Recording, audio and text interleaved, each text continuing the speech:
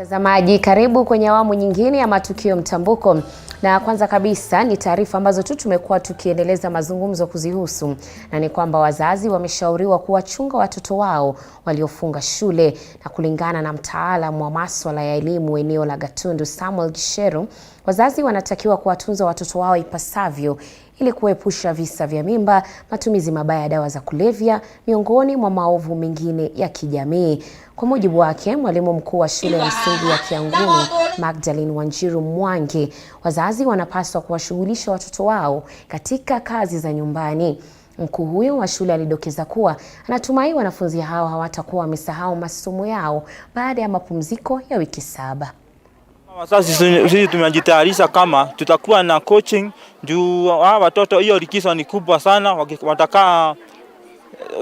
watakaa wiki 7 bila kusoma, na ndio hiyo wakati ndio watoto wanaenda wanakunywa pombe, wanaendanga kwa bagi, watoto wengi wanakataa, hata wengine kama wao watoto wandogo watasahau kile walikuwa wanafundishwa na wazazi. Kwa watoto ni jukumu lao, na wazingatie kwanza mienendo yao ndio watoto wakue kwa njia ambayo inafaa. Wasiachilie watoto tu waende tu holela. Ningewaomba tu wakue wanashughulikia watoto wao kila siku, na kuhakikisha pia wakiwa nyumbani pia wanaendeleza masomo yao kivyao, na pia wasiwaruhusu sana katika kuingia kwa teknolojia kwa njia ambayo haifai. Kama wakati wa corona walikaa hiyo miezi yote nyumbani, na tulisumbuka kidogo tu, alafu wakarudi normal. 7 weeks sio mingi. Huo mtoto ataenda akuwe na mzazi wake, anachukua kalamu, mtoto mdogo anachukua kalamu, anachukua kaa la jiko, anaanza kuandika huko, anasoma. Wakiwa na mzazi bado anasoma. Wakienda kwa shamba anauliza, mami hii ni nini? Mzazi anamwambia hii ni nini bado. Huku taifa likiendelea kujiandaa katika mitihani ya kitaifa inayotarajiwa kuanza wiki ijayo, hii leo mwanahabari wetu Kombo Alfayo ameungana na walimu, wazazi pamoja na wanafunzi kutoka shule ya sekondari ya wasichana ya Sengereri katika siku ya maombi kwa wanafunzi ili kuwapa motisha na moyo kabla ya mitihani hiyo. Hebu tuelekee Nyamira sasa ili Kombo atuarifu.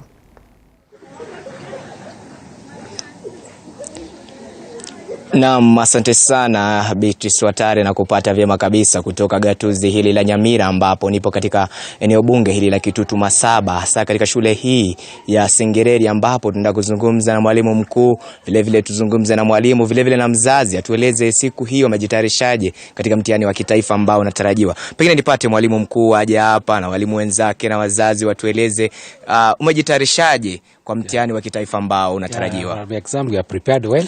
Students have been psyched and they are now ready for the work. They are just waiting for the first day to come, and I'm sure we are going to get good results than any other year. Kwa sababu tuko katika gatuzi la Nyamira na tunahisi ni yapi yale ambao umejitayarisha nao ili kukabiliana na wizi wa mitihani katika shule yako ama yasikupate, ni yapi yale ambao unazidi kuhamasisha wanafunzi? Okay, for our students, in fact we have told them to be very careful, and this time they are ready. They will do an exam without any irregularity. They will follow what the NEC wants. Na asante. Pengine nipate msimamizi wa masomo katika shule hii atueleze yake ni yapi na wanafunzi wako wamejitayarisha vipi siku ya masomo. Asante sana Bwana Usongo Bernard Kichana, mwalimu msimamizi katika idara ya Kiswahili na vile ambaye anasimamia mitihani shuleni. Ama kwa kweli wanafunzi wameandaliwa vizuri sana, na tunatarajia kwamba tutaweza kupiku idadi ambayo tulipeleka kwenye chuo kikuu mwaka jana, ambayo ilikuwa ni wanafunzi 100. Kutokana na wanafunzi 133 tuliweza kupeleka wanafunzi 78, na mwaka huu tungependa kupata wanafunzi maradufu ikiwezekana zaidi ya 140. Na kwa wanafunzi wengine katika taifa zima la Kenya ambao wanajitayarisha kwa mtihani huu, na yapi ya kueleza? Ningewaambia kwamba wajaribu kuwa wanafunzi ambao wanajitegemea, kwa sababu tungependa kupata wachapakazi ambao wanazingatia yale yote ambayo yanahitajika katika sheria za mitihani, bila kusahau kwamba wasije wakadanganyika na kuleta swala la udanganyifu wa mitihani katika mitihani yao. Wajitegemee. Naam, asante. Pengine nipate ule mzazi aje atueleze, kama mzazi ambaye amekuja kutembelea mtoto siku ya leo, umejitayarishaje? Songa karibu tueleze. Asante sana. Mimi ni mzazi hapa Sengereri. Watoto wetu tumewatayarisha vyema, na we have got the hopes that our students are going to pass, and we have confidence in them. just like we've been doing for the last years. We are 100% sure our students are going to pass. Na pengine kwa wazazi wengine katika taifa la Kenya, unaomba haje katika, kwa sababu wakati mwingine unaonekana kwamba wazazi ushuhudiwa katika mambo yale ya udanganyifu. Pengine unaombaje wazazi wengine? Yeah, what I'm just requesting parents from the other parts of the country, let us have confidence in our children. We are not going to have any irregularities in the exams because we believe in our students. And at the end of the day, I'm sure they are going to pass. Naam, asante sana. Nashukuru sana, nipo katika shule hii na ulivyosikia ni kwamba wazazi wanaaminia wanafunzi wao na wameomba wazazi kutoka taifa zima waweze kuwa na imani kwa wanafunzi wao ama watoto wao, kwa sababu watakuwa wanapita mitihani. Vile vile mwalimu mkuu vile vile ametuambia wamejitayarisha vyema. Ni hayo tu kutoka gatuzi hili la 046. Jina langu ni Kombo Alfayo, pengine nikurejeshe kwako studioni Beatrice Watare. Naam, shukrani sana Kombo Alfayo, na bila shaka tunawatakia watahiniwa hao kila laheri katika mitihani yao. Tukisonga mbele ni kwamba gavana wa Tana River Ungana angali anakabiliwa na kesi mahakamani ya kupinga ushindi wake kama gavana katika mahakama kuu ya Malindi. Akifika mahakamani mbele ya Jaji Margaret Mwangi, mshtakiwa Godana alikiri kwamba katika baadhi ya vituo vya kupigia kura za fomu 37A, 37B na 37 cha hazikuendana. Godana anawakilishwa na mawakili wawili, Tom Ojenda pamoja na Ogada Messi. Katika kesi hiyo, gavana Godana alishinda uchaguzi na kura 259. Hapo awali Godana alikuwa na shahidi 15, ila kwa sasa atawakilishwa na washahidi 10 pekee. Mpinzani wake aliyekuwa gavana wa kaunti hiyo Hussein Dado anawakilishwa na wakili Cecil Miller pamoja na Peter Wenwa, huku akiwa na shahidi 17 ila 9 hawakutoa ushahidi wao. Hussein Dado anapinga kuchaguliwa kwa Dado Godana kama gavana halali. Tume ya IEBC inawakilishwa na wakili Munyithia pamoja na Mutugi. Wakili Miller pia aliambia mahakama mengi zaidi. They have the justification of excellence. I know. Don't touch the supporters for excellence because I'm not saying completely going on. Answer the question. The question I asked you is excellent. Yes. Yes. If there's no justification, there is no. If there's no justification, hawana sababu ya kufanya hivyo. Kama hawana sababu ya kufanya hivyo, kama hivyo. I'm sure you want to know the truth himself as well. He would not stand here and resist and say, no, don't worry. Because the witnesses are what you say. Yeah, the witnesses have said your leadership. Naam, tukisonga mbele, baada ya visa vya utovu wa usalama kuripotiwa katika baadhi ya sehemu za Laikipia Kaskazini, waziri wa usalama wa ndani Kithure Kindiki amewaonya wahalifu na wafugaji haramu katika maeneo yaliyoathirika, na bila shaka tutaweza kupata taarifa hiyo kutoka kwake Nation Kabale.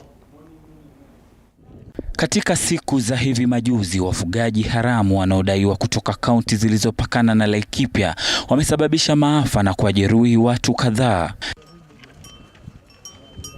Katika kisa cha hivi punde, mwanamke na mwanamume waliuawa katika eneo la Naibor, wadi ya Sosian, wakati vijana kutoka jamii mbili hasimu walipokabiliana na kulazimisha baadhi ya wakazi kuhama makwao.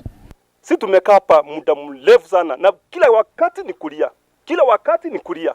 Kitu ya kwanza, wale watu wote walitoka mashamba yao kwa sababu ya usalama. Serikali ifacilitate warudi kwa mashamba yao, manake hiyo mashamba ambayo haina watu ina attract our illegal grazers. Haya yakijiri huku waziri wa usalama wa ndani Kithure Kindiki amewaonya wafugaji haramu akiwataka kuondoka kwa mashamba yasiyo yao mara moja, haswa katika kijiji cha Githanji, eneo la Laikipia Kaskazini. Waziri Kindiki alikashifu vikali wizi huo na kuwaonya wanaohusika. We cannot allow our country to be a country which is lawless and where people commit crimes and get away with it. Najua kuna watu wamezoea, sijui wanatoka pande gani, sijui wanaelekea pande gani. Nataka ieleweke ya kwamba sisi kama serikali atujali mkora mwizi anatoka kabila gani, atujali chama yake ya kisiasa, atujali ile lugha anaongea. Mwizi ni mwizi. Baadhi ya viongozi kutoka Laikipia wameendelea kulalamikia uvamizi wa malisho haramu na mashambulizi kutoka kwa wezi wa mifugo, wakiwa na matumaini serikali ya kitaifa italeta utulivu eneo hilo.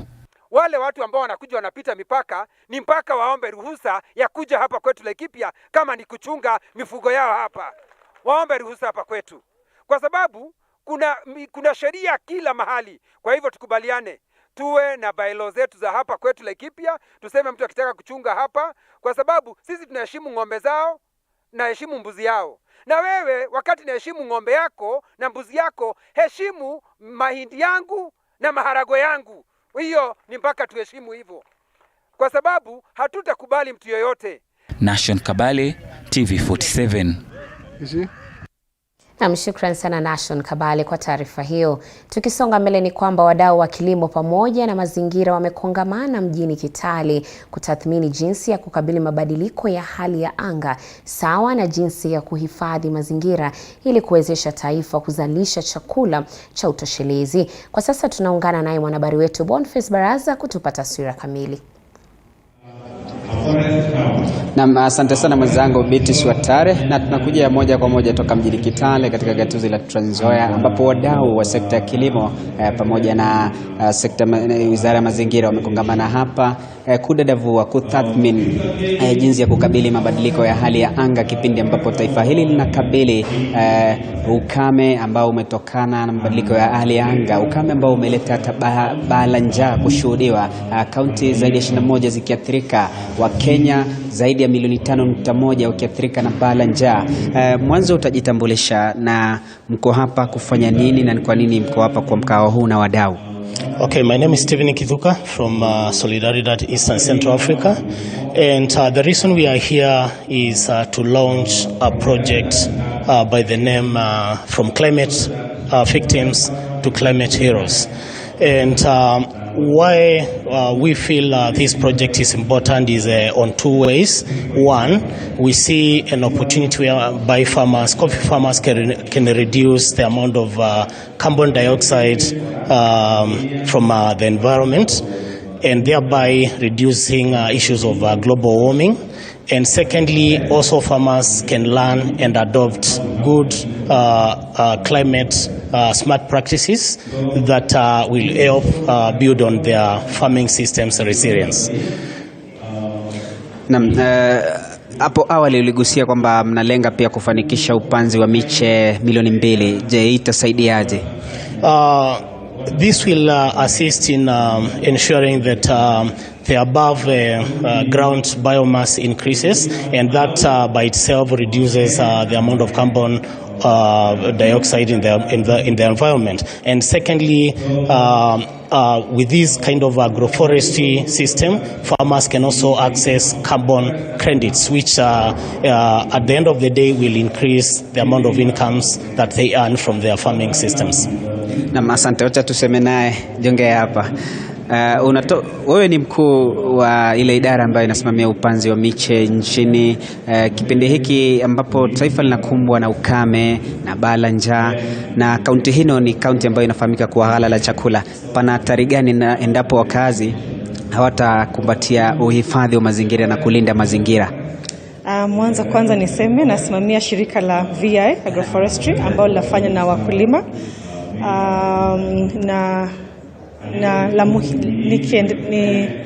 nikisema kwamba tree planting is very important at this particular point, and as an organization we are supporting farmer organizations because we work with farmer organizations creating their capacity for seed collection, for establishment of tree nurseries, and tree nurseries mainly focusing on agroforestry tree species, and those are the species that the farmers can plant alongside on their cropland, and they help to increase the soil biomass as well as increasing the nutrition, the soil, supporting with the soil health. And in addition to that is also supporting them to also add fruit trees to as part of their trees, because then this helps with issues around food and food and nutrition security. So it's supporting the farmers with those kind of practices. Is also supporting the farmers with them to adopt sustainable agriculture management practices that help them, especially when there are climate crises as we are experiencing now. And one of them is, for example, crop diversification, so that then, if there is a crop failure in one aspect, then they are not entirely without food security. And the other is how to water harvesting measures on their cropland, and how to just take care of their soil so that it's able to feed them in and out of season. Thank you. Pengine tumalizie na mwanadada huyu. Wewe binafsi kama kijana, nafasi yako katika uhifadhi wa mazingira ili kusaidia kukabili ukame. Mwisho tumalizie. Asante sana. Kwa niaba ya Solidaridad, tungependa kushukuru kwa hii mradi kwa kwanza. If I can move to English, thank you.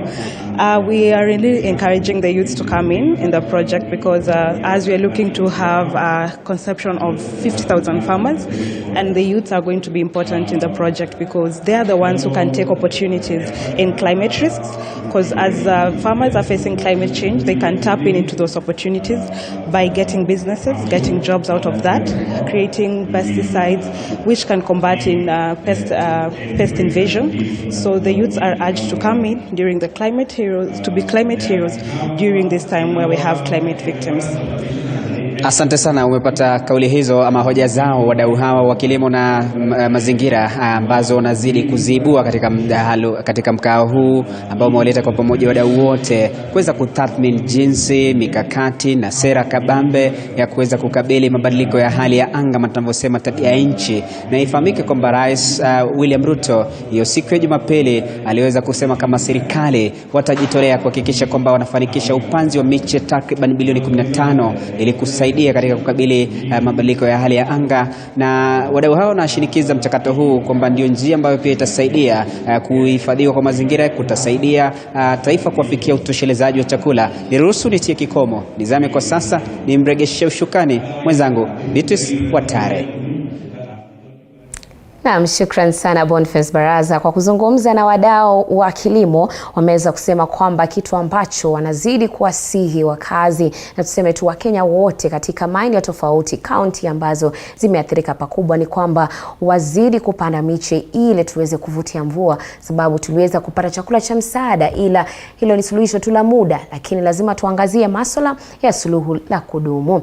Tukisonga mbele ni kwamba serikali ya Kenya inapania kupanua mbawa zake katika ukuzaji wa uchumi baina ya taifa la Korea Kusini na Kenya, lengo kuu likiwa kuongeza nafasi za ajira kupitia uimarishaji wa teknolojia, uwekezaji na biashara zinginezo. Rais William Ruto akizungumza katika jiji la Seoul nchini Korea Kusini amesema taifa litapiga hatua iwapo wawekezaji watawekeza humu nchini na vijana kupata nafasi za ajira. Ruto aliandamana na waziri wa biashara Moses Kuria, waziri wa masuala ya kigeni Alfred Mutua, miongoni mwa maafisa wengine serikalini. A big exporter of avocado. We are already the leading exporter of tea. We are the leading exporter of coffee out of the continent. And I was having a conversation with a minister who came to receive me this evening. And I was telling him that the Lipton English breakfast tea and all these other teas that you hear about, those are actually Kenyan teas. The people who are calling it English breakfast, the English themselves, they don't have a single bush of tea. Within the next 6 months, our telcos, Safaricom, Airtel, Telecom Kenya, Jamii Telecom, they have come together to produce the first truly Kenyan handset. Yeah. We are trying to woo MTN of South Africa and Vodacom of South Africa into that project so that it does not become just a Kenyan phone, but Kenya becomes the home of a truly African phone. One of the things that we'll be doing, and that's part of the diaspora affairs, and we're working with the other colleagues of trade and agriculture and health and others, is to ensure that Kenyans are taken care of. That is why we'll have a trade office in the embassy that will be able to handle your issues in terms of importation, in terms of regulations, in terms of being able to open businesses and be able to support you. If we need letters so you can get credit in Kenya, we'll be able to write those letters. Kenyan coffee is one of the best coffees in the world, and most of the coffee taken out or taken all over is blended by the coffee. We bring coffee here, then it's sold, it's used to blend other coffee, and then we can get it back at very exorbitant prices. La Buvori wadi ya Gida kaunti ya Embu wanaendelea kughadhabishwa na hatua ya mamlaka ya ujenzi wa barabara nchini kuchelewesha fidia ambayo walistahili kulipwa mwaka 2018 kufuatia hatua yao ya kutoa vipande vya ardhi kufanikisha ujenzi wa barabara ya Ring Road. Wakazi hao wanadai wamekuwa wakisubiri fidia tangu kukamilishwa kwa barabara hiyo yenye kilomita 63. Wanadai walikuwa wanategemea vipande hivyo vya ardhi kwa kipato cha kila siku, na hivi sasa wanaitaka mamlaka ya ujenzi wa barabara nchini kuharakisha mchakato wa kuwafidia.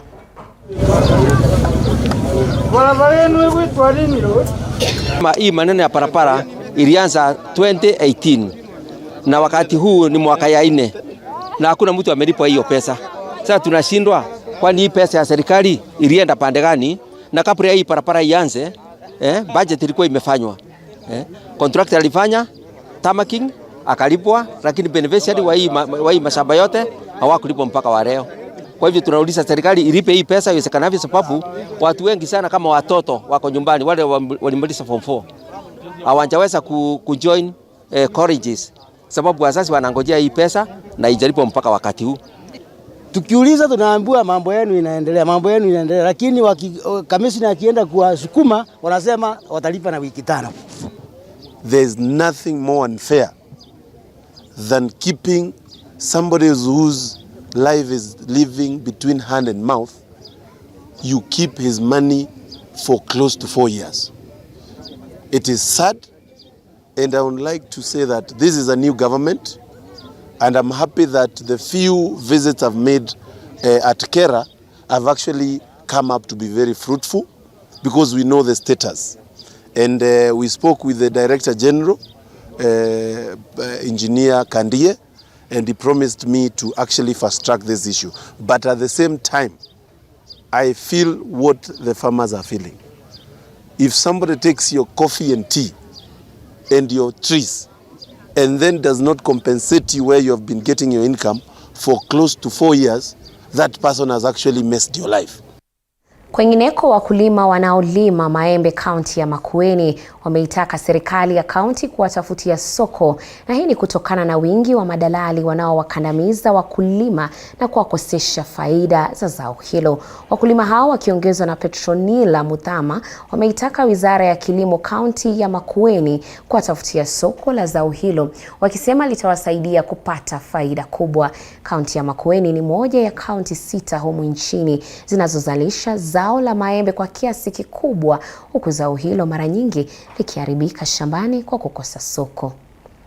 So tunaomba county government ya Makueni itusaidie wakulima, na kama itawezekana ituunganishe, tuform sako ama association kimpango, tuweze kusaidiana, tuweze kupeana maoni na waweze kutufundisha sisi kama wakulima, sababu tunajua wao wanajua bali kutuliko. Kuna brokers wanakuja, yes, we can do without them, lakini saa nyingine wanatumiza sana. Ulikuwa una imagine utatoa like 10,000 pieces ama 20,000 pieces, every piece poteza shilingi 5. Hiyo ni income gani umepoteza? Imeenda na mtu aja changia lolote kwa hiyo shamba. Wewe umebaki kitu kidogo, wewe ndio umepitia mateso yote kutoka upande mpaka uanze harvesting. Unapata tunaumia. So vile ina control price za avocado for example, like tunasikia kuna hizo association za avocados. Mimi sijasikia association za export ya maembe, sijasikia, especially this part hakuna. So tunaomba county government ya Makueni itusaidie wakulima.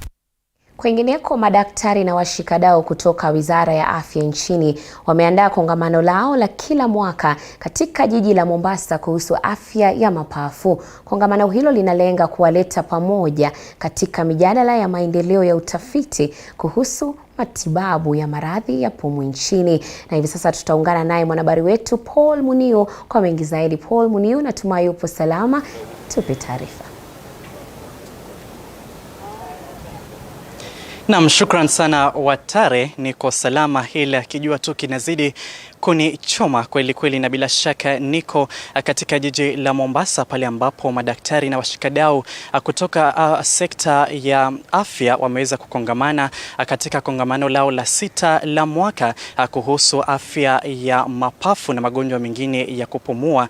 Nakumbuka kwamba kongamano hili linawaleta pamoja ili kuhakikisha kwamba wanatoa maoni yao na vile vile mijadala kuhusiana na kile ambacho wanapata kutokana na utafiti wa matibabu ya. Kwa hivyo nataka kumwalika mmoja wa ambaye ameweza kuhudhuria katika kikao hichi ili aweze kutuelezea mengi kuhusiana na siku hii ya leo. Kwa hivyo karibu, jitambulishe, uweze kutuelezea ni kipi ambacho mnaendeleza siku hii ya leo hapa. Okay. So my name is Benson Ulo. I work with Amref Health Africa in Kenya. We are working in collaboration with the Ministry of Health and particularly the National TB Program. The National TB Program is concerned and actually is working towards ensuring that we have TB services that are appropriate for the country. And what we are talking about here is having a better lung so that we can actually live very healthy lives. At this moment, we are having our 6th conference, which is an event that we take very seriously.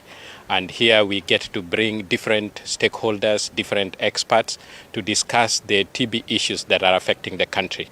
So we get the latest data in terms of how we are performing, different innovations that have come up from the different parts of the world, and how we can better use them to serve our communities, so that we are having more or less the latest technologies in terms of diagnosis and the treatment, so that we are able to identify the cases early and put the patients on treatment. All right. I would like to ask you a question. What's the rate of respiratory diseases in the country? The respiratory diseases are generally varied in Kenya, but if you're talking about tuberculosis in particular, we are more or less getting close to 70,000 cases every year. And from the statistics and the survey that we've done in the country, it means it has shown that out of what we are diagnosing, we are actually missing another 40%. So if we find 70,000, then that means another 40,000 we actually did not even identify. They are out in the community and probably also still spreading the disease to other people. Let's talk about air pollution and urbanization. You have listed that, as one of the major causes of, these respiratory diseases. Yes, air pollution becomes a critical aspect, because then if we live in polluted environment, essentially we are not having, let's say, good air, for example. But as we observe TB, particularly we see in the areas of slums where there is inadequate ventilation and the like. So if we have people who are coughing and they then have the bacteria in the air, then essentially other people who are in contact with that are likely to also develop the same.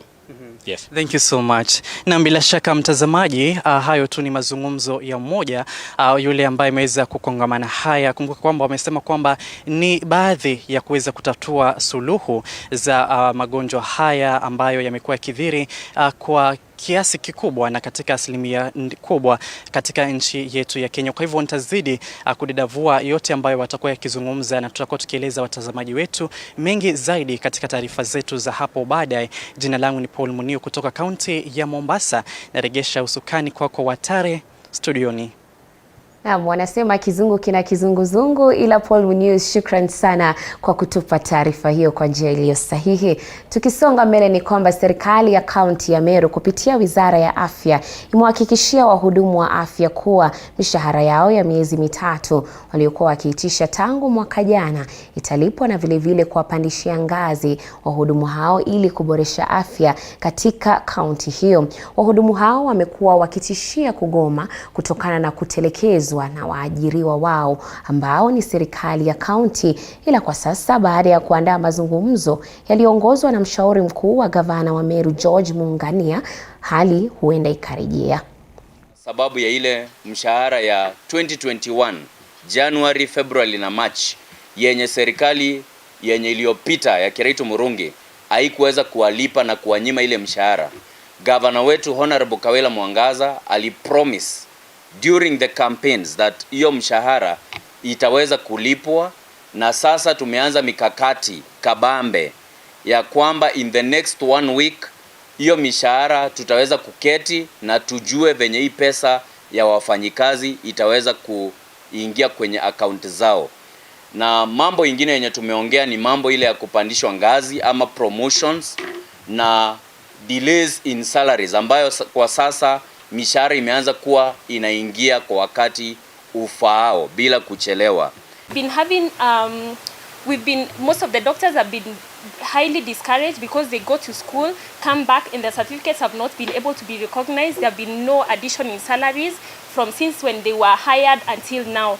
But we've started our negotiations, and we've seen that our leaders are determined to listen to us, so that we can be able to meet in a series, to have a series of meetings that we can be able to organize on how the different sectors and different cadres will be promoted.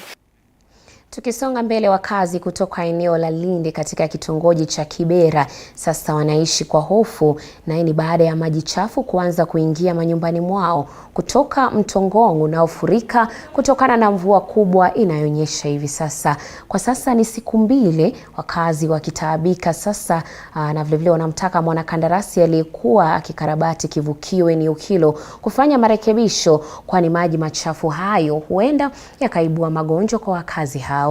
Wakiongozwa na wachungaji Silvanus Ogingo na Abubakar Umayo, umeeleza kuwa licha ya ujenzi wa barabara kuu ya Lang'ata, eneo hilo huenda isiwafaidi wakati wa usalama wa eneo hilo unazidi kudorora, huku wakitaka serikali kuingilia kati kwa kutafuta suluhu la dharura. Zaidi ya familia 100 zimetatizika kutokana na hali hiyo, nyumba zao zikizingirwa na maji. Sana kwa wakazi huku. Hii ni kwa sababu mto huu ambapo wakati unapofurika maji yote yanaishia kuingia kwa manyumba za wakazi hapa. Shida kuu iliyopo ni kwamba wakati huyu mwanakandarasi walikuwa anajenga hii barabara iliyo nyuma yangu, waliondoa ile bridge au ile daraja iliyokuwa hapo awali ambayo ilikuwa inapitisha maji kwa usawa kabisa. Lakini wakati waliweka hii ambayo iko nyuma yangu kwa ajili ya kupitisha zile stakabadhi au vyombo vya kufanya nazo kazi pale, waliweka hii ikawa iko chini, alafu zile kalabad za kupitisha maji ni za chini kabisa na ni ndogo. Na shida ya maji, na hii daraja tangu iwekwa hapa nimeleta shida mingi sana. Hata hapa tumepoteza vijana wengi sana, wanapoanza kuruka maji hapa maji inaenda nao. Kwa hivyo hii daraja hii tunaomba kama tunaweza kusikilizwa kama wakaaji wa hapa, watuondolee hii kitu iwekwe juu ili maji ipate njia yake bila inaweza kupita. Tunaweza kuwa tumesave watu wa hapa, kwa sababu watoto wetu wanapotoka hapo ng'ambo wana cross hapa na alafu maji inaenda nao. Ni wengi sana ambaye maji imepeleka hapa. Boy wa mama, watu wanalia, maji zinaingia kwa manyumba. There is no peace, hatuna choo. Yaani hakuna maendeleo hii mtaa yetu.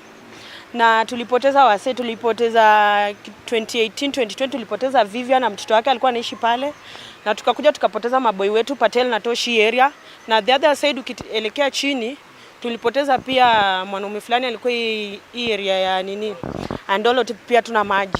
So hii bridge venye ilijengwa, hii tunnel imetuletea shida sana. At least venye ingejengwa ingekuwa kubwa. Na tukisonga mbele ni kwamba wafanyabiashara kutoka mji wa Thika wamepata hasara baada ya miti kuziangukia biashara na magari yao kutokana na mvua kubwa inayonyesha. usiku wa kuamkia leo, ilionyesha usiku wa kuamkia leo. Wafanyabiashara hao wameisuta serikali ya kaunti ya Kiambu kwa kufeli kukata miti ambayo imekomaa sana. David Macharia, mwanabiashara mmoja katika eneo hilo, anasimulia kuwa licha ya yeye kupoteza bidhaa kadhaa, ana kila sababu ya kutabasamu baada ya kunusurika kifo. Hata hivyo, Macharia ameirai serikali ya kaunti ya Kiambu kuhakikisha imepanda miti mingine. Wiki chache zilizopita, mwanamke mmoja alipata majeraha baada ya kuangukiwa na mti katika bustani la Christina Wangari. Lakini tunashukuru Mungu, tuko sawa. Hakuna mtu ameumia. Kuna miti ingine unaweza angalia tu hivi uone ni kama tu just an accident waiting to happen. Hiyo ndio sana ningesema labda watu wa kaunti waangalie, kama ni kukata ikatwe, kama ni kutrim zitrimiwe. Ingine hapo police station imeanguka saa hii. Hii hapa mimi nimepigwa na gari nikaaguka chini. Iko mzee mwingine anafanya kazi hapa ya kuuza gazeti, amekogwa na chuma akitoroka na gari yake imelalio na mti. Tunaomba kaunti ya Kiambu, gavana wetu wa Mataki, hata saa hii unafaa uwe umekuja Thika, juu wakati tulikuwa tunakuchagua ulikuwa nakuja kutuitisha kula. Saa hii ungekuwa hapa juu uko na gari ya serikali, ukuje uone ile shida tuko naye. Tukisonga mbele ni kwamba waziri wa maji Alice Wahome amezindua mradi wa kupanda miti wakati huu wa mvua fupi katika kaunti ya Murang'a kwa lengo la kupanda zaidi ya miti milioni 20 kwa miaka 5. Akizungumza katika chuo cha kiufundi cha Kandara, Wahome aliwahimiza wakazi kukumbatia upandaji wa miti, huku akisema kuwa ongezeko la idadi ya watu na shughuli za kibinadamu zinaathiri msitu na viumbe vya majini. Mradi huo unaofanyika kwa ushirikiano na benki ya Equity unaoana na kongamano kuhusu mabadiliko ya tabia nchi almaarufu COP27 lililokamilika nchini Misri hapo jana, huku taifa la Kenya likipania kupanda zaidi ya miti bilioni 5 kabla ya mwaka 2027. Hapo baadaye, na tukisonga mbele ni kwamba wanaharakati wa kutetea haki za watoto kaunti ya Narok wameendelea kuhofia idadi kubwa ya visa vya mimba za mapema kaunti hiyo, wahusika wakikosa kufikishwa mahakamani. Na kama anavyotuarifu Collins Lusweti, wadau hao wanaonya huenda visa hivyo vikawa na athari kubwa katika jamii. Hakimu mkazi kaunti ya Narok Adelaide Sisenda amedokeza kuwa visa 70 pekee vinavyohusiana na mimba za mapema ndivyo vimeweza kuwasilishwa mahakamani, licha ya takwimu kutoka kwa Wizara ya Elimu kuashiria wanafunzi 741 wa shule kaunti hiyo wamepachikwa mimba mwaka huu. 248 kati yao ni watahiniwa, 140 ni wanafunzi wa shule za msingi, huku 108 wakiwa kutoka shule za sekondari. Na 775 wameweza kupatikana wako na mimba shuleni. Hiyo it's a very alarming thing, it's a very alarming rate, na tukiweza kuhesabu tukilinganisha na kesi ambazo zinafika kotini, nafikiri mwaka huu so far tuko na kesi za defilement karibu 70 peke yake. So ukiona hiyo difference between 770 kuna shida mahali. Hakimu huyu anadokeza kuwa ameanzisha mchakato wa kuhamasisha jamii kuripoti visa hivyo ili kulinda haki za watoto. Kwa upande wake, afisa kutoka ofisi ya mashtaka ya umma kaunti hiyo Duncan Ondimwa ameahidi kuwa ofisi hiyo itafanya kila juhudi kuhakikisha wahusika wa visa hivyo wanashtakiwa mahakamani. The investigations are ongoing and we hope by the end of the month we'll have several prosecution ensuing, because this number it's still too high. We need to control it, and now that we are heading to holiday, it's one of the worst season in terms of ensuring that children rights are catered for. Agnes Ntutu, mke wa gavana wa kaunti hiyo, amewarai wakazi kuwa mstari wa mbele kuripoti visa hivyo, akidokeza kuwa kaunti hiyo itashirikiana na asasi za usalama kukabili visa hivyo. Nataka yule culprit, yule ambaye amehusika kupatika mtoto mimba ashikwe mara moja. Na tuache ile tabia ya kusema tumeongea na mzee, tumelipana ng'ombe, tumefanya nini, tumelipa fine. Tuachane na hiyo, kwa sababu huyo mtoto umemharibia maisha yake yote. Wataalamu wa masuala ya afya kiakili wameelezea athari za mimba za mapema kwa watoto, wakisema wengi wameathirika. So actually, if you see a teenager who actually shows up to the pregnancy clinic and they are pregnant, and they are willing to walk the journey of pregnancy, then there are people who need a lot of support. And that's why even parents need to be incorporated into this in terms of when your daughter or someone close to you gets pregnant, that's not the time to throw stones. No. It's time by then to offer a lot of support so that they go through the process and then they come out of it. Collins Lusweti, TV47. Na kwa usanjari huo tutaungana naye Olo Horace ambaye yupo katika kaunti ya Nyeri kuhusiana na swala hili la mimba za mapema. Hivyo basi Olo Horace, wacha tupate maoni ya wakazi kutoka eneo hilo. Chukua usukani. Naam, shukrani sana mwenzangu Sostin. Bila shaka tunalizungumzia swala hili, swala la mimba za mapema ama mimba miongoni mwa wanafunzi ama watoto chini ya umri wa miaka 18. Kumbuka kwamba kama ilivyo katika kaunti zingine, kama inavyoripotiwa kule katika kaunti ya Nyeri, pia kuna ripoti nyingi sana ambazo zinaweza kujitokeza kuhusiana na swala hili ambalo linaweza kuwahusisha watoto na mimba. Na sasa hivi bila kupoteza wakati, ningependa tu kuweza kuwahusisha wale ambao nimeweza kuungana nao kuweza kulidadavua swala hili katika eneo hili. Na mwanzo kabisa utaanza na kujitambulisha, kisha inakuaje katika kaunti hii ya Nyeri tukizungumzia swala za watoto, mimba za mapema, wale watoto ambao haswa kwa wale watoto ambao hawana uwezo vizuri sana. Unajua wazazi ambao hawana uwezo wa kutosha, unapata kwamba watoto wao wengi watoto wasichana wanapata ujauzito, wanapelekea kuacha shule, kuharibu maisha yao katika umri mdogo. Sijui hali iko vipi katika kaunti hii ya Nyeri, na nyinyi kama washikadau uongozi wa kaunti hii mna swala lipi hasa ambalo mmeweka mbele kuweza kuhakikisha kwamba hili linapungua? Kwa majina ni Lucy Wairimo, na katika hii constituency yetu ya Nyeri tumeona kuna teenage pregnancies mingi. Mingi zao ni za zile familia zenye hazina uwezo, na sana sana ni kwa sababu katika hali ya hawa watoto kujaribu kusaidia wazazi wao, ama hawa watoto kujaribu kujiweka kiwango ingine chenye wenzao wako, wanakutana na hizi mimba. Tuseme wanaungana kiungono na wanaume, pengine sana sana vijana wa rika zao. Na kuona vile pia Nyeri kuna hii kitu ya madawa, pia wakijishughulisha na hiyo madawa wanaweza bila kujua kweli, kwa sababu unajua wanapoteza ufahamu na hii dawa hizi madawa zinawaweka katika ile hali ya kutolizon. So wanaenda wanajishughulisha na hii mambo, na tunapata kuna mimba nyingi sana. Wazazi pia katika ile shughuli ya kutafuta hawana time na watoto wao. So unaona watoto wanaweza kujitawala sana sana, na katika hiyo hali wanaenda tu wanaungana kigono na vijana wenzao, na hizi vitu zinaendelea. Tunaomba wazazi waweze kuungana na wengine na walimu wao. Kama sasa tukiona watoto wanatoka shule wamefunga, wamekuja wakiwa disciplined, tunaomba wazazi nao watoto wakikuja pia tujaribu kuwaweka katika hiyo discipline. Tusiwapatie freedom ile mingi. Watoto wawekwe katika hali ya kuwachunga, na tunajaribu kutafuta time na wao kama wazazi. Tunajaribu kukua na time na watoto wetu, si tu kukua ati tunaenda kutafuta, tunawacha watoto na house girls ama pengine sana sana peke yao. Na tunajaribu kuwa cancel so that we can avoid these pregnancies. Thank you very much. Na labda kwa sababu ya muda wako, hivi nyinyi kama viongozi wa kike katika eneo hili la Nyeri, sijui kama kuna mpango yoyote ambayo mmeweka kuweza kuhakikisha kwamba mnamnusuru mtoto wa kike ili aweze kupambana na hali hii, kuepukana na hali hii? Tuko na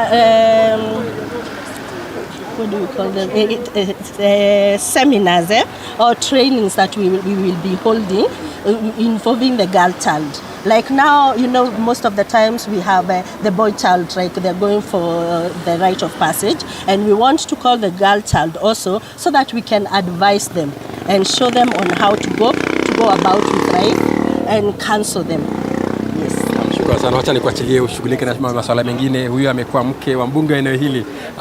Hivi wewe utaanza na kwanza na kujitambulisha, kisha uweze kutueleza hivi ni kipi ambacho kinasababisha hali hii kuwa ya juu sana katika kaunti hii ya Nyeri? Asante. Kwa majina naitwa Anne Wambui Gasheke, lakini wakazi wa Nyeri County wakanibatiza Wambui wa watoto kwa ajili mimi hushughulika sana na haki za watoto. Niko na nyumba ya watoto inaitwa Neema GBV Rescue Center, na kwanza kwangu ningetaka kuwahimiza wazazi tuwe marafiki wakati karibu sana wakati watoto wetu wako nyumbani. Wacha mtoto wako awe wewe ndiye rafiki wake wa karibu. Na tukisonga mbele ni kwamba mila na tamaduni za kaunti ya Pokot Magharibi zimetajwa kuathiri pakubwa vita dhidi ya dhulma za kijinsia katika jamii, huku nyingi za kesi zikisemekana kusuluhishwa na mabaraza ya wazee vijijini ambavyo mara nyingi hukosa kuzingatia sheria za kikatiba kwa wahusika. Aidha, wasiwasi umeibuliwa kuhusiana na nyingi za kesi ya dhulma za jinsia ama kuongezeka kwa kesi hizo za dhulma za kijinsia, ikiwemo ubakaji ambao mara nyingi hufichwa, huku wahusika wakisalia huru na kuendeleza maovu hayo.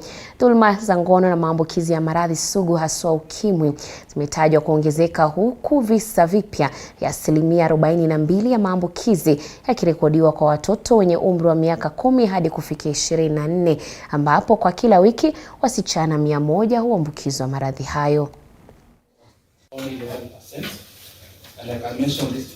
Alafu pia kuna zile mila na desturi ambazo zinazuia wanaume katika sehemu hii ya Pokot kujihusisha katika mambo ya labda kusema vitu kama hizi. Kunakuwa na zile kangaroo courts ambazo wanaume wamezoea kwa kawaida kupeleka mambo yao ili iweze kutatuliwa. So unapata wanaume wengi tunaogopa sana kwenda katika zile normal systems, kwa mfano kwa polisi, kwa department ya children, kwa department ya gender ama hospitali, ili kuweza kuripoti issues za gender based violence. Ukimwi kuambukizana kwa hii miaka ya 10 to 24 iko 42% of the entire infection rate ya HIV, new HIV infection rate. It's 42% for 10 to 24, which is a worrying trend. Defilement ama watu kunajisi watoto wadogo tunaita defilement, especially kama mtoto ambaye ako chini ya miaka 18. Kwa hivyo cases kama hizo hasifai kutatuliwa mitaani kwa sababu sheria inasema hapana. Tukiangalia katika mambo ya statistics ama idadi, tunaona tu 20% ambayo ni ndogo sana hizo cases ambazo zinafika kwenye hospitali na kisha kuelekezwa kwenye ofisi ya maafisa wa polisi.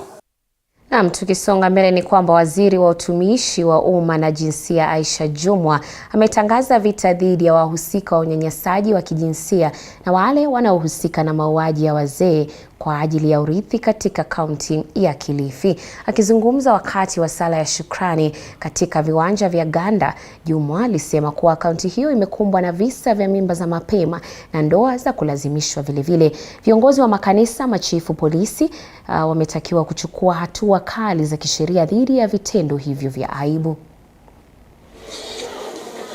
Issue ya gender based violence in Kilifi County is pathetic. Tumesumbuka hapa na mimba za mapema, forced marriages in Kilifi County. I am a victim. Na najua how painful hii maneno inaweza kuathiri watu wengine. Kwa hivyo mimi tutapanga mipango na nitakuja kaa na governor na security team yetu hapa tuhakikishe ya kwamba tumeshikana kuhakikisha dhuluma za kijinsia ndani ya Kilifi na Kenya tunazizika katika kaburi la sahaba. So wale vijana wanaojifanya wanaua wazee ama wanapiga wazee kwa sababu ya kusema ni wachawi, ili hali kuna vitu wanataka. Nataka niwaambie, your days are numbered. Na tukisonga mbele ni kwamba serikali ya kaunti ya Kisii imefanya hesabu na wafanyikazi wa kaunti katika azma ya kupunguza mishahara yake. Zoezi hilo lililoanza wiki jana linalenga kubaini watumishi halisi kwenye orodha ya mishahara, likipania kuondoa wafanyikazi hewa ambao wamekuwa wakipata mishahara kinyume cha sheria. Akihutubia wanahabari katika chuo cha mafunzo cha kilimo cha Kisii, gavana wa kaunti ya Kisii Simba Arati alibainisha kuwa zaidi ya wafanyikazi 5,900 wa kaunti hiyo watafanyiwa uhakiki wa vyeti vyao vya masomo na Baraza la Kitaifa la Mitihani nchini. Gavana Arati amesema kuwa kupitia zoezi hili wafanyikazi walio na vyeti gushi watatupiliwa mbali na hivyo kuziba mianya ya ufujaji wa rasilimali za kaunti. I've asked and I put into the supplementary monies to verify certificates from NEC, and this one has to be very clear. NEC is going to give us the correct grades or results which people got, because we know many of our people, many of the employees of the county must have gotten certificates. Even some of them joined the university using fake certificates, Form 4 certificates. Therefore, that's the time the rubber will be meeting the road. And I can assure you, I'm happy. My team is here, the members of the county assembly. After that, we'll be paying directly money to NEC. They accepted to have it at a half price because it's government to government for the all 5,900 employees. Kwa hivyo mtaona watu wakipiga nduru na wakubali yaishe. Kama waliingia kwa certificate ambazo hazikuwa mzuri, walitengeneza zao zingine. See, they have been saying Simba hajaenda shule. Sasa nataka nione wale ambao hawakwenda shule. Tutapambana na wao. Naam, tukiendelea ni kwamba kundi la akina mama na vijana kutoka kaunti ya Taita Taveta wameanzisha mpango wa upanzi wa miti katika maeneo yenye chemichemi katika msimu huu wa mvua. Lengo lao likiwa kuongeza idadi ya miti eneo hilo, kwani swala la ukataji miti na uchomaji makaa limekuwa likishuhudiwa eneo hilo. Na wanawake hao wanapania kupanda miti 500,000 wakiwahimiza wakazi kutoka maeneo tofauti humu nchini kuiga mfano huo ili taifa kukwepa janga la kiangazi.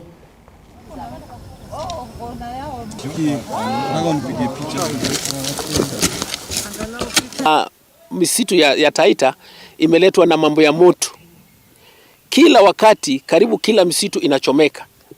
Nadhani nashukuru this time yale ndio haijachomeka, lakini hizo misitu mingine kama Mwambirwa ilichomeka, kuna Chawia ilichomeka, na Kinyeshamvua pia ilichomeka, Mbololo ambayo pia kwa muda mrefu haijachomeka, this time ilichomeka. Ni katika kila chanzo cha mlima Taita Taveta.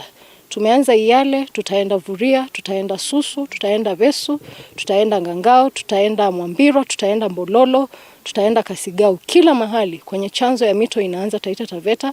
Objective is actually to bring in all the young people to come in and build up the environment, because given that the population of the youth in the world, in Africa we have the largest number of youth than any other continent in the world. So bring out in the youth in this initiative, gives them the hope for the future. Change.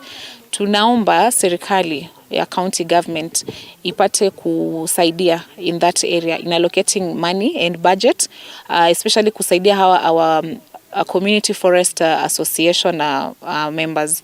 And then kitu ingine, the MCAs should come up with the legislation.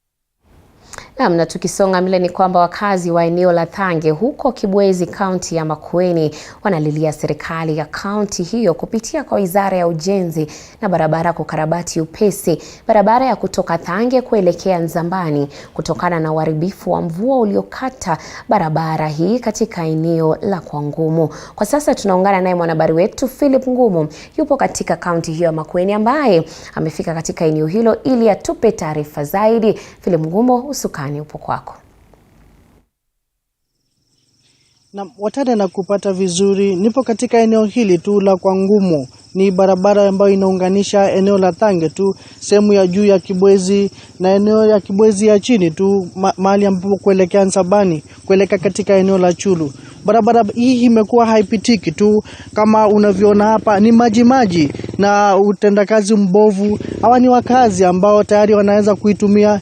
Ilikuwa inapita magari kutoka eneo hili kwenda maeneo mengine, na vile ambavyo unaona wanamamana katika sehemu hii, mwendeshaji pikipiki huyu na abiria wake tu, vile ambavyo wanatesekea eneo hili, imekuwa ikitumika kwa wakazi wa eneo hili tu, na hii ndio imekuwa hali. Manake sehemu hii wanasema kuna mwanakandarasi ambaye alipewa barabara hii kutoka mwaka jana, na utendakazi umekuwa ni mbovu zaidi. Ni hali ambayo imekuwa haipitiki hapa, na ningelipenda tuzungumze na wakazi wa eneo hili. Kama utakaribisha kamera upande huu tuweze kusikia tu, mmekuwa mkitesekea eneo hili kwa muda gani, na mngelipenda kuomba serikali ifanye kazi gani? Ukianza na jina. Kwa Matukio. Tunataka hii njia tutengenezewe kwa sababu ya imeharibika na maji. Na kama abiria unaona umeteseka kwa njia gani, na umetatizika vipi kwa safari yako ambao ulikuwa unaelekea kutoka upande mmoja kwenda mwingine? Huwa tukipitia hapa watu wengine huwa hawafuki sija wa maji. Kwa hivyo ndivyo nataka tutengenezewe hii njia, juu hata watu wengine huwa wanalala pande mwingine kama Westfuka juu ya maji. Mnaathirika kwa njia gani kusafirisha vitu wakati ambapo mmepata wagonjwa? Huwa kuna shida sababu huwa tunatumia tu bodaboda, saa zingine watu tunawabeba tuna mgongo. Mngelipenda kusema nini kwa serikali na wale ambao wanahusika? Tungetaka tu watusaidie ili wewe hatutapata hiyo matatizo tena. Safi. Watade tumekuwa katika eneo hili tu kwa muda, na mwaka jana tulikuwa katika eneo hili tu, na hali haikuwa tofauti na jinsi ambavyo unaona katika eneo hili. Kwa hivyo hii ni barabara ambao wakazi wanatumia takriban kila siku, na kwa sababu unaona tu mvua tu, ni wakati wa mvua katika eneo hili tu la Ukambani, na wakati ambapo inakuja kwa vujo, japo wakati mwingine huwa ni ukame tu. Na nitafuatilia taarifa hii niweze kuchapisha katika taarifa zetu za baadaye. Kutoka hapa eneo la Kibwezi, kaunti ya Makueni, mimi ni Philip Ngumu, kwako Watare.